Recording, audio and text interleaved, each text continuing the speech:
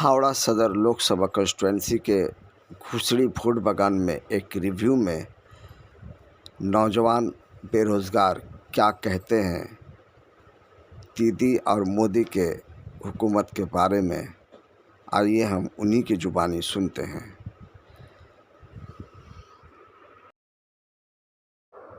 इन नौजवानों का कहना है कि मोदी और दीदी में सेटिंग चल रही है, लिहाजा मुल्क में जो भ्रष्टाचार है उस भ्रष्टाचार में दोनों लोग लिप्त है। एक तरफ इलेक्टोरल बॉन्ड की अगर बात है तो दूसरी तरफ टेट में केलेंकारी जो हुई है, जो भ्रष्टाचार हुआ है, जो घोटाले हुए हैं, वो किसी भी तरह से कम नहीं है।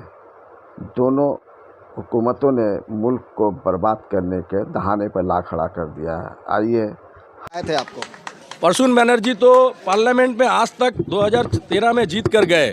आज तक हम लोगों ने, या मैं हो चाहे मेरे इलाके के लोग हैं, ये प्रसून बनर्जी को एक बार भी पार्लियामेंट में खड़े होकर बोलते हुए दिखाई नहीं दिए हैं। ये लास्ट बेंच में जाते हैं, सो जाते हैं, और जब दिल्ली के पार्लियामेंट के अंदर में बीजेपी आरएसएस की जो भी बिल आती है, चाहे वो कश्मीर का मुद्दा का बिल हो 370 का, चाहे ट्रिपल तलाक का मुद्दा का बिल हो, चाहे वो आपका जो है आपका नजीब जुनैद इखलाक के मुद्दा पर डिबेट हो, चाहे वो एनआरसी सीए का मुद्दा हो, चाहे वो श्रम कोड का बिल हो, चाहे वो महिलाओं की सम्मान की बिल हो, ये तमाम बिल के ऊपर में जब बात आती है पार्लियामेंट के अंदर में तो प्रसून बनर्जी डर से पार्लियामेंट से भाग जाते हैं। भागने का वजह है कि पार्लियामेंट में अगर रह करके बीजेपी के खिलाफ वो बात करेंगे तो उनको याद कीजिएगा आज से कुछ दिन पहले नारद केस में किस तरीके से रुपयों का बंडल लेते हुए आपने देखा था, और टीवी के ऊपर में प्रसून बनर्जी रुपयों का बंडल लेकर के जो है तौलिया में लपेटते हुए पैसा घूस ले रहे थे। ऐसे घुसखोर हावड़ा का एक शर्म की बात है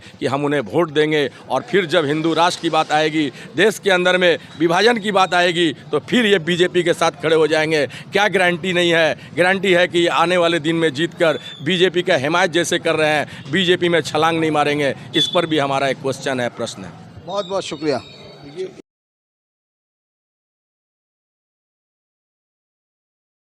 हैं और हमारे साथ एक नौजवान साथी जुड़े हुए हैं, शब्बीर खान साहब।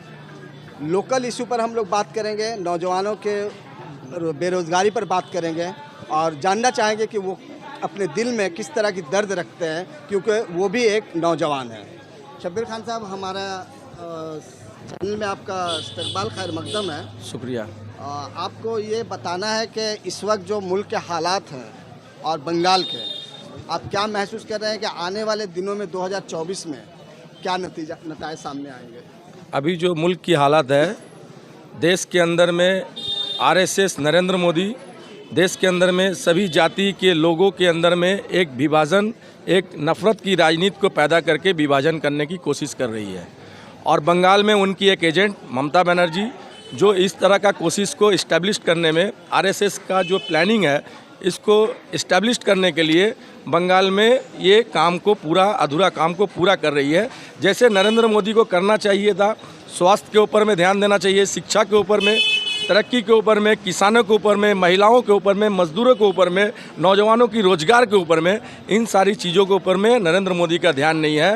नरेंद्र मोदी का ध्यान है देश के अंदर में जो देश का संपद है, कोयला है, बालू है, बीमा है, बैंक है, LIC है, पोस्टल है, रेल है, हवाई अड्डा है, ये तमाम चीज़ों को बेच रही है, प्राइवेटेशन कर रही है, नौकरी नहीं है, रोजगार नहीं है, बेकार नौजवान और बेकार की तरफ, जॉबलेस से जॉबलेस की तरफ देश का नौजवान जा रहा है। और हमारे बंगाल में नहीं, पूरे देश के अंदर में जिस तरीके से नरेंद्र मोदी जो है राम मंदिर को उद्घाटन करने के लिए आगे बढ़े हैं, ठीक उसी के नक्शे कदम पर पश्चिम बंगाल की ममता बनर्जी जगन्नाथ मंदिर का उद्घाटन करने के लिए दीघा में आगे बढ़ी है। जैसे देश के प्रधानमंत्री बनारस के अंदर में आरती का जो है प्रोग्राम को इम्प्लीमेंट करते हैं, हमारे पश्चिम बंगाल के अंदर में ममता बनर्जी जो है बाबू घाट में जो है आपका जो है आरती का प्रोग्राम करती है। हम ये कहना चाहते हैं कि ये दोनों ही पार्टी, तृणमूल और बीजेपी, दोनों एक चना जो होता है, इस चना का दो दाल है, आप छीलिएगा तो दोनों से ही दाल निकलेगा। ये आरएसएस का दोनों ही गण संगठन है, एक बीजेपी है, एक तृणमूल है। इसीलिए हम लोग चाहते हैं कि हमारे देश के अंदर में नौजवानों की भला करने के लिए, नौजवानों के साथ साथ महिलाओं की सम्मान को बचाने के लिए, किसानों की रक्षा करने के लिए, नौजवानों की रोजगार के लिए और देश की संपत्ति को बचाने के लिए, और सबसे बड़ी बात जो है हमारे देश के अंदर में अभी एकता अखंडता को बचाने के लिए, और हमारे अंदर में जो नफरत की राजनीति को पैदा करने की कोशिश हो रही है, इस नफरत की राजनीति को ख़त्म कर करके देश के अंदर में एक इस्टेब्लिश गवर्नमेंट, जो गवर्नमेंट सभी को लेकर के काम करे, ऐसी एक गवर्नमेंट चाहिए। और उस गवर्नमेंट की शक्ल में आज जो दूसरा चरण तीसरा चरण का चुनाव हुआ है, इस चुनाव का दूसरा चरण का चुनाव जो है आपका टीवी का न्यूज़ के जरिए आप देखिएगा, जी न्यूज़ हो या आर भारत हो, अभी इन तमाम चैनलों का भाषा बदल गया है। और दूसरे चरण का वोट जो हुआ है, उस वोट का नतीजा अभी जो आ रहा है उसमें दिखला रहा है कि 80 सीट पर आगे आपका इंडिया गठबंधन है, और नरेंद्र मोदी, आरएसएस और ममता बनर्जी जो है 30 सीटों तक आगे बढ़कर है।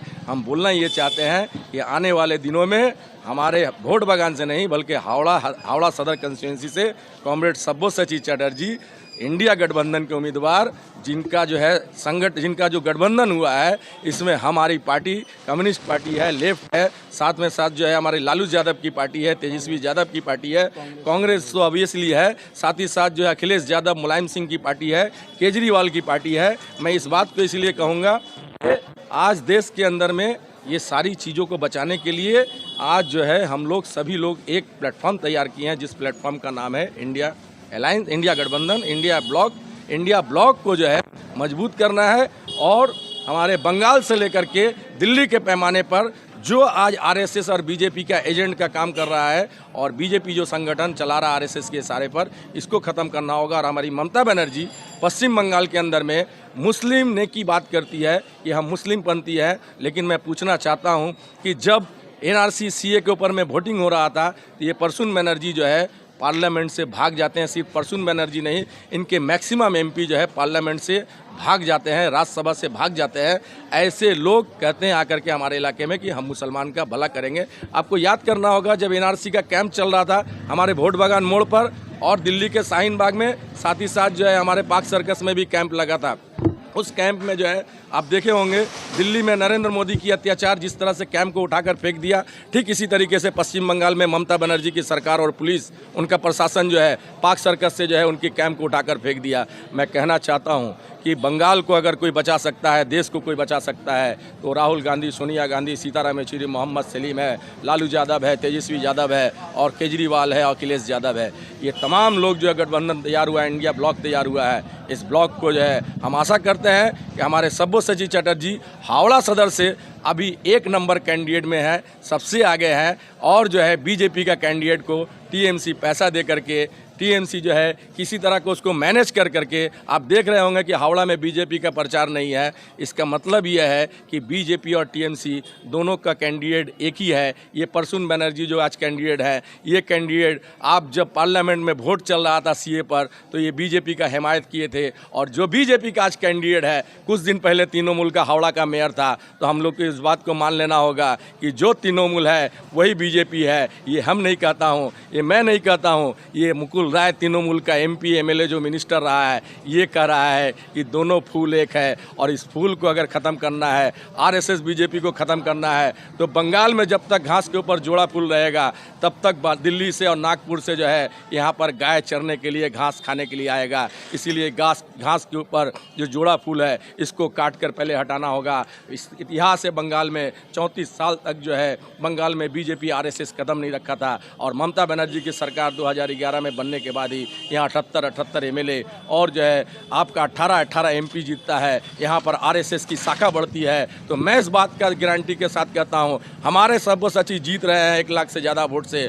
हम लोग कहना चाहेंगे कि हमारे सब्यसाची अगर जीतेंगे तो इन तमाम चीज़ों के साथ साथ जो है सभी कामों को जो है, तरक्की की कामों को, इलाके में पानी की कमी है, इलाके में सफाई की कमी है, इलाके के अंदर में तालीमी म्यार गिरते जा रहा है। एक कॉलेज अभी तक नहीं बना है, साइंस का शोबा ये लोग बंद कर दिया है, नौका को बंद कर दिया है। इलाके के अंदर में डस्टबिन में सफाई नहीं होता है, डेंगू से लोग मर रहे हैं। मच्छर के लिए फ्लैट बना दिया है ड्रेन के ऊपर में ढक करके। इन तमाम काम को जो है हम लोग ठीक करेंगे। और जो सुविधा है, इसे कदम नहीं रखा था। और ममता बनर्जी की सरकार 2011 में बनने के बाद ही यहाँ 78 एमएलए और जो है आपका 18 एमपी जीतता है। यहाँ पर आरएसएस की शाखा बढ़ती है। तो मैं इस बात का गारंटी के साथ कहता हूँ, हमारे सब्यसाची जीत रहे हैं 1 लाख से ज़्यादा वोट से।